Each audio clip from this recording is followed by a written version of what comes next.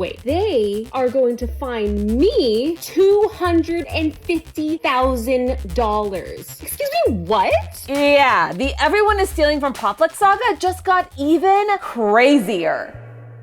Hello internet, welcome to Style Theory, the show that's ready to pop on these big bad brands. And yes, if my voice sounds weird, it's because I'm sick, but not too sick to talk about this sick situation. Once again, someone is trying to take advantage of a small independent brand known as Popflex. This is the athleisure brand that you have likely seen come across your Instagram or TikTok feeds at some point. And it's owned by friend of the channel and soon to be two-time creators and fashion runway participant, Cassey Ho, aka Blogilates. But despite that, we do try to remain very unbiased on this channel whenever we cover a topic. However, since this is the third time that we are covering this copyright saga, I do feel like I just have to kind of come out and say this. This girl cannot catch a break. First, she had the design of her patented pirouette skirt stolen by Shein not once, but twice. Then most recently, she learned that a company called Gotex has been selling another suspiciously similar skirt at multiple brick and mortar stores. One where I found out that Nordstrom Rack was selling a straight up dupe of my patented pirouette skirt, also being sold at TJ Maxx, Marshalls, and some store called Beals. I think it's actually pronounced Bells, but you know what? Not the point here. Back to the legal stuff. By the end of our last episode, Cassey and Nordstrom were at a bit of a crossroads. Cassey had extended an olive branch saying, hey, just stop selling the dupe, sell my product instead,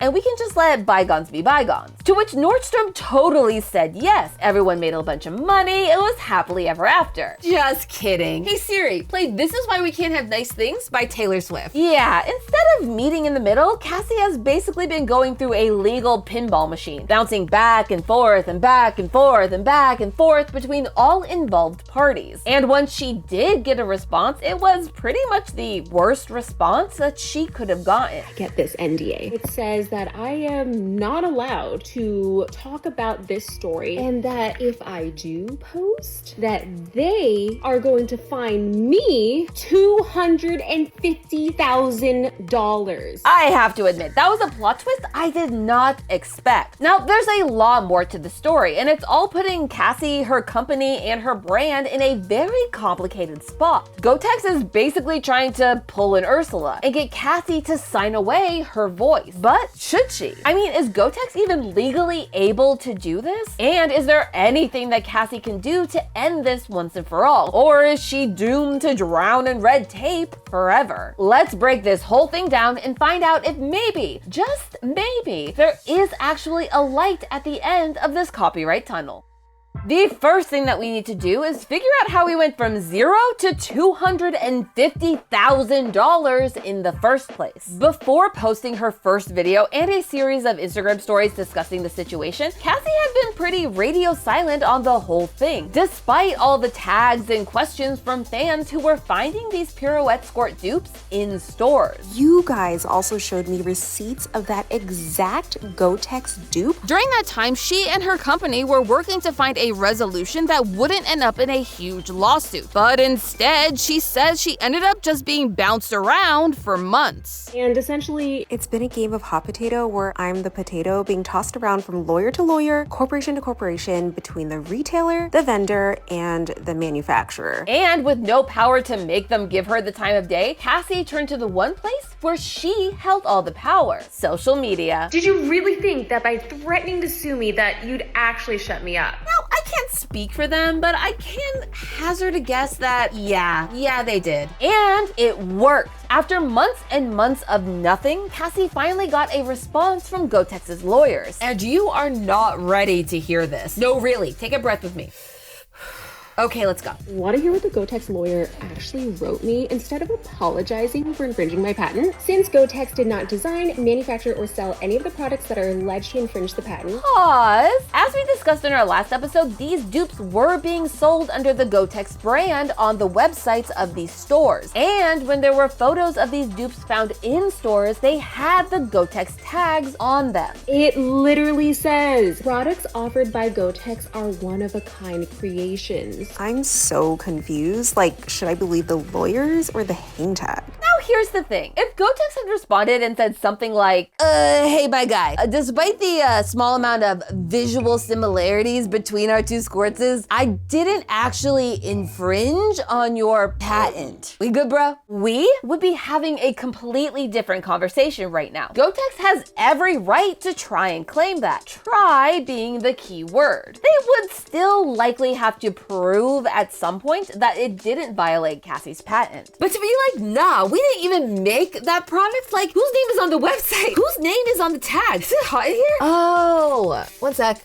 Sorry, I forgot to turn off my gas light. It really makes it hot in here. What was he saying? Cassey, wanting this whole situation to just be done and over, sent a settlement agreement to Gotex to finally put the drama to bed. With the help of her lawyers, of course, because you should always use a lawyer. Not that I think that you are going to go into some big legal battle with a giant corporation, but if you do, use a lawyer. Anyway, I know a settlement agreement can sound pretty serious and scary, but from a legal perspective, it's pretty normal. Not a big deal. This is basically the legal equivalent of Cassey going, hey bestie, I don't want to go through this whole big legal drama, so just stop selling the score, pay me a fair royalty, and we'll just be done with this, okay? To which Gotex said, of course, bestie, I got you, right? Wrong. Hey Siri, play Denial is a River by Doechii. Yeah, no, they didn't do that. In fact, they did the opposite of that and did something that no one really could have expected to happen. They didn't accept, reject, or even counter Cassey's settlement. Instead, they sent over a non-disclosure agreement, or NDA, that Cassey must sign before they'll even continue the conversation. Listen, NDAs are pretty common in any place where a lot of sensitive information is going to be exchanged. I've signed plenty of NDAs in my day, and it's not really a huge deal. However, this NDA is not that. It isn't trying to keep everyone locked in, it's trying to keep Cassey and her voice locked down. According to Cassey's video, this document states that should she sign, Cassey cannot talk publicly about any of these negotiations. And if she does, she will be fined $250,000. Yes, $250,000 just for talking about the situation. Needless to say, Cassey didn't sign, and for good reason. In this scenario, Gotex is requiring Cassey to sign this NDA in order for the negotiations to continue, or start for that matter. Up until the posting of her first video response, Gotex hasn't exactly appeared willing to talk by Cassey's account. So who's to say that should Cassey sign this NDA in good faith, that doing so will open this previously closed door, that Gotex won't just turn around and continue to deny that they are at fault. Again, in this fictitious scenario,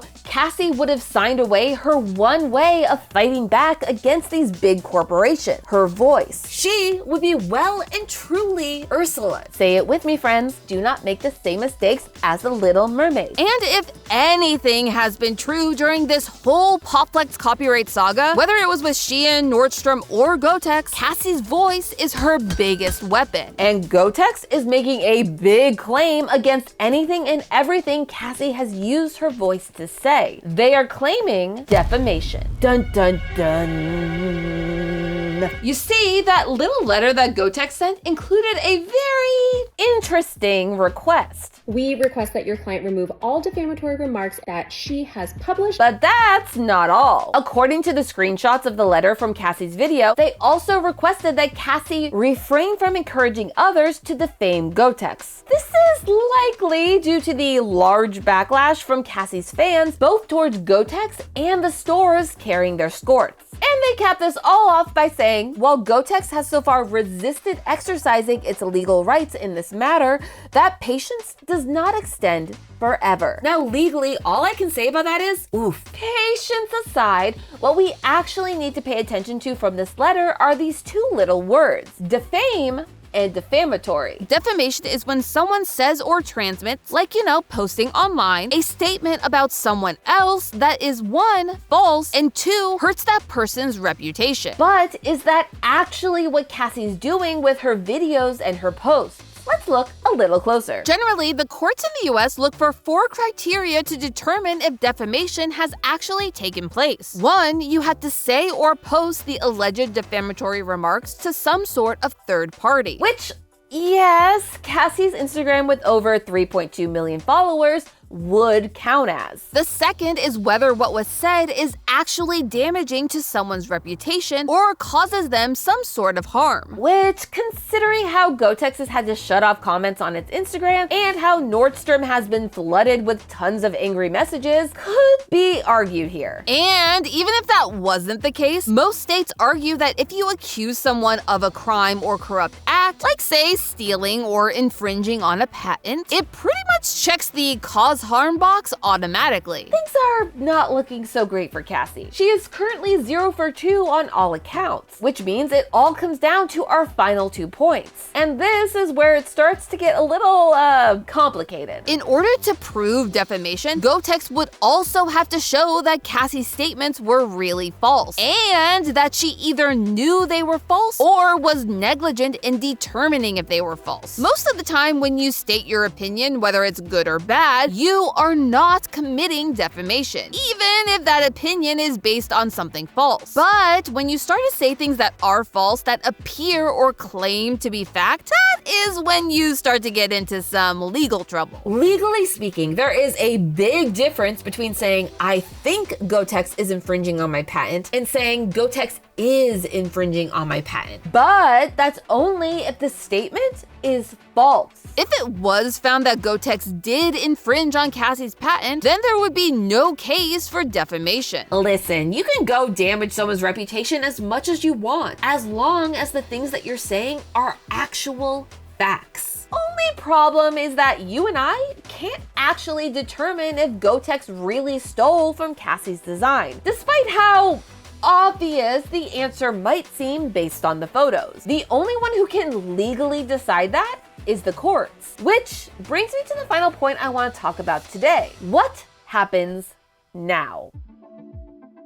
As of the time that I'm recording this episode, which is August 29th, 2025, this is where we stand. Cassey asked for a settlement, Gotex sent the NDA, and Cassey said in no uncertain terms, Let me tell you one thing. The more you tell me to shut up, the louder I'm going to yell. So no, I'm never gonna sign your stupid NDA. You're never gonna silence me, and you can't buy me for any amount of money. To be honest, there are so many different ways that this situation could go. One party could kneel to the other, they could sit in a stalemate for literal years, or they could go into business together and everyone could live happily ever after. Highly unlikely, but hey, it could happen. Yet, despite all of those possibilities, there does seem to be just one most likely outcome. And this is where I want to remind you that despite knowing all the words to Legally Blonde the movie and the musical by heart, I am not actually a lawyer, and this is not actually legal advice. Okay. At this moment, Cassey is in a stalemate with Gotex. If she signs the NDA, she loses her biggest way to fight back and move the needle on this whole situation. Remember, she went through months of no solid responses until she posted her video, and Gotex has no incentive to accept Cassey's settlement. This, at least from this non-lawyer's point of view,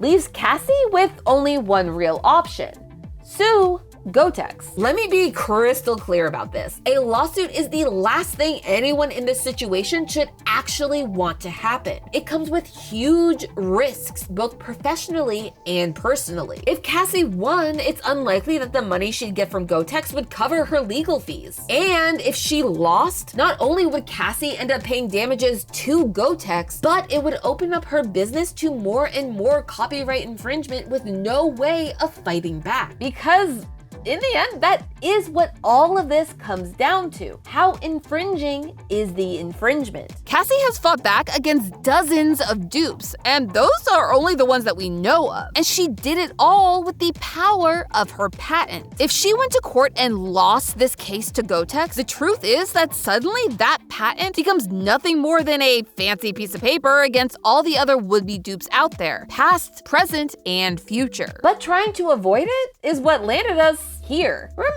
when I said that despite all the possibilities, there really only seemed like one plausible option? Well, in all likelihood, a court is probably never going to rule on whether or not Gotex actually infringed on Popflex's design. Why? Around 98% of all civil cases in the US end in a settlement long before they ever go to trial. More often than not, the two sides find a way to work out some sort of agreement to end the lawsuit before it goes to the hands of a judge or jury. Which is what makes this situation so infuriating. Because according to Cassey, she offered Gotex a settlement agreement, which is the exact same place that we would be if they had gone through with the lawsuit and gone through the courts in the first place. So the question is, how do you break a stalemate that seems unbreakable? Well, Cassey should do what she has been doing, which is stay patient and let her voice, the voice of her fans and followers and fellow creators, fan the fire under Gotex's pot. If Cassey never signs, and let's be real, she's pretty much said she never will, the only way that Gotex comes out of this situation with any sort of good reputation is to come to the table and make a deal. Hey Siri, play Good Luck Babe by Chapel Roan. But hey, that's just a theory, a style theory. Keep looking sharp. Up next on Style Theory. Companies are ready to steal your face to sell their products, and there's nothing you can do to stop it. Or is there?